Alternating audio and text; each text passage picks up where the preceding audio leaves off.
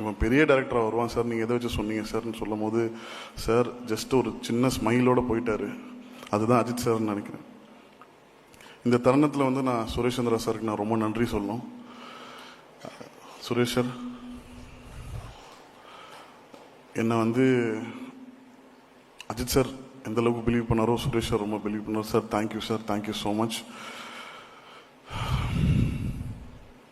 இந்த வீடியோலாம் பார்க்கும்போது பயங்கர எமோஷனல் ஆகிட்டேன். ஏன்னா அந்த க்ரௌடுக்குள்ளே இருந்தவன் தான் நான். ஸோ இங்கே உங்கள் முன்னாடி நின்று அழகு பார்க்க வச்சுருந்த அஜித் சாருக்கு நான் ரொம்ப நன்றி சொல்லிக்கிறேன்.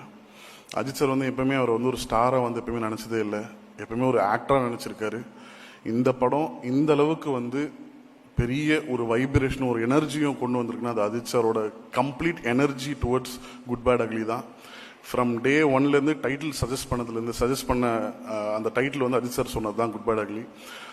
அதுலேருந்து ஷூட்டிங் எண்டு முடிஞ்சு ஓவர் நைட்டில் டப்பிங் பண்ணிவிட்டு சார் ரேஸ் கிளம்புற வரைக்கும் அவரோட ஃபுல்லஸ்ட்டு வந்து படத்துக்கு கொடுத்துருந்தாரு.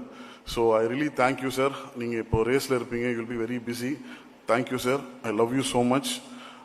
நான் இதை எவ்வளோ தடவை உங்களுக்கு நான் வந்து என் ஒய்ஃப் ஐஸ்வர்யாவுக்கு விட நான் உங்கள்கிட்ட தான் ரொம்ப ஐ லவ் யூ நிறைய சொல்லியிருக்கேன்.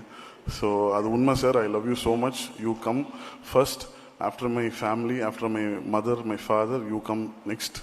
சாரி ஐஷு. ஸோ இந்த ஒரு வருஷம் ப்ளஸ் டைம் வந்து என் வாழ்க்கையில் ரொம்ப ரொம்ப ரொம்ப ரொம்ப இம்பார்ட்டண்ட்டான ஒரு டைமாக நான் பார்க்குறேன். என்னை ஒரு கம்ப்ளீட்டான ஒரு காமான ஒரு மனுஷனாக வந்து இந்த ஒரு 1.5 வருஷம் நான் ரொம்ப ஹைப்பர் ஆக்டிவ், நான் ரொம்ப எக்ஸென்ட்ரிக். என்னை வந்து ரொம்ப காமாக என்னை ட்ரான்ஸ்ஃபார்ம் பண்ணது அஜித் சார் தான். ஸோ அவருக்கு நான் ரொம்ப நன்றி சொல்லிக்கிறேன். ப்ரொடியூசர்ஸ்